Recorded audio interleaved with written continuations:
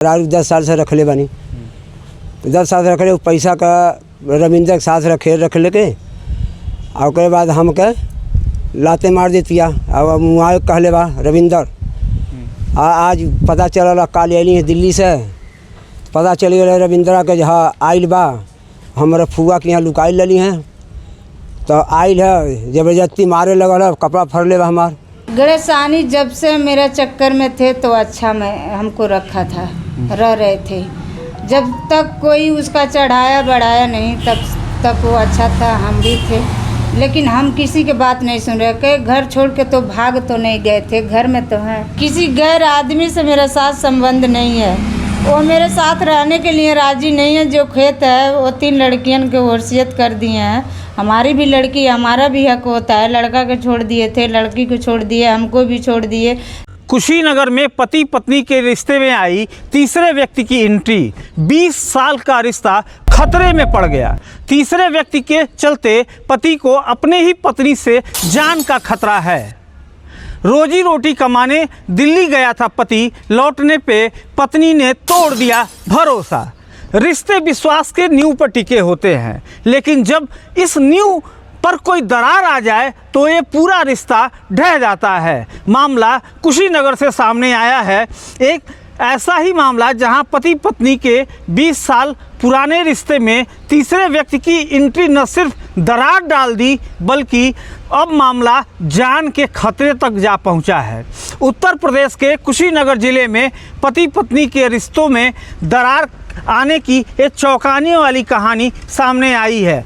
मामला रामकोला थाना क्षेत्र के ग्राम सभा खोटही के टोला देवीपुर का है, जहां तीसरे व्यक्ति की एंट्री ने एक खुशहाल परिवार को बर्बादी के कगार पर लाकर खड़ा कर दिया है।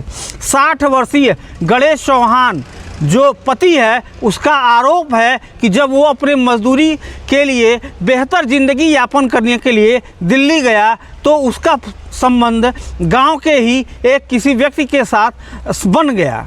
आइए सुनते हैं पहले पति क्या कह रहा है। हमारा घर देवीपुर है, गणेश ना है। हम प्रदेश कमाली मान लिया और प्रदेश कमाली पैसा भेजे ली। मेहरारू 10 साल से रख ले बानी। 10 साल से रख ले, पैसा का रविंदर के साथ रख लेके और उसके बाद हम के लाते मार देतिया। अब मुआ कहले बा रविंदर आज पता चलल काल अली है दिल्ली से, पता चल गया रविंदरा के हाँ आइल बा हमारे फुआ के यहाँ लुकाई लली हैं तो आइल है जबरदस्ती मारे लगल है, कपड़ा फर ले बा हमार। मोबाइल छोड़ ले गई है, वो देखा था मोबाइल छोड़ ले गई बा, हमारा सारा कपड़ा फाड़ दिया है। बताइए डर के मारे हम घर नहीं जाते हैं। 1 साल से रविंदर रखा है हमारे घरवाली को, कहता तेरे को मुआ दूंगा 2 महीने के अंदर में।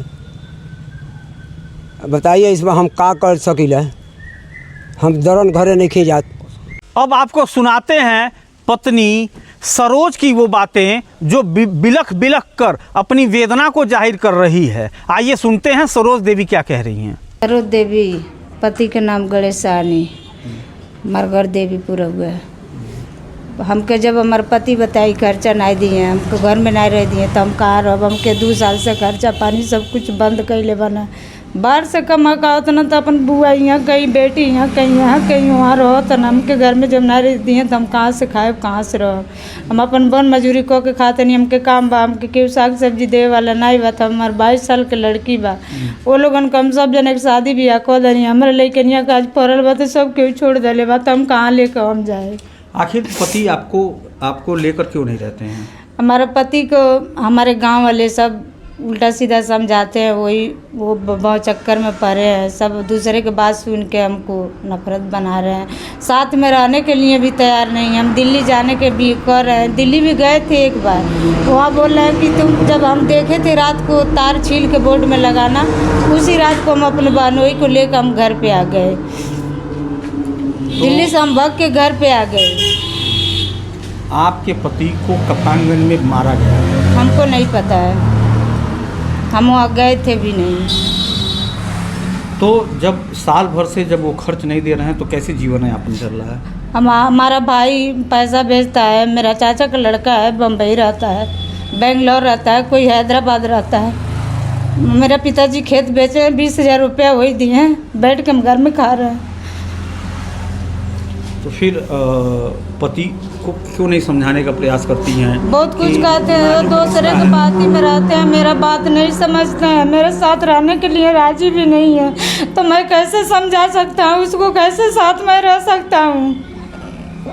दूसरे के बहकावे में रह रहे हैं, दूसरे को लगा के गाली दे रहे हैं, फंसा रहे हैं। जिसको लगा के फंसा रहे हैं उसको साथ मेरा कोई रिलेशन नहीं है, कोई झगड़ा नहीं है, कोई बात विवाद नहीं है, तो मैं दूसरे को कैसे फंसा सकता हूँ भैया? ये भी बताइए, आप भी तो बता सकते हैं हम कैसे रह रहे हैं, मेरे बता तो रहे। मैं ये पूछ रहा हूँ कि जब पति और पत्नी का रिश्ता बड़ा नाजुक होता है और आप अपने पत्नी को क्यों नहीं समझा पा रही हैं कि वो आपके साथ रहे? उनका आरोप है कि आपके संबंध किसी और मर्द से है। नहीं है, किसी मर्द से नहीं है, किसी गैर आदमी से मेरा साथ संबंध नहीं है।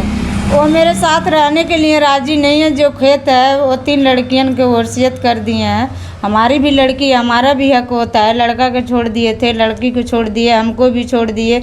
जो लड़की को शादी कर दिए उस लड़की को धन देने के लिए उसका कौन हक बनता था? आपका पति का यह कहना है कि तीसरी या चौथा घर है ये।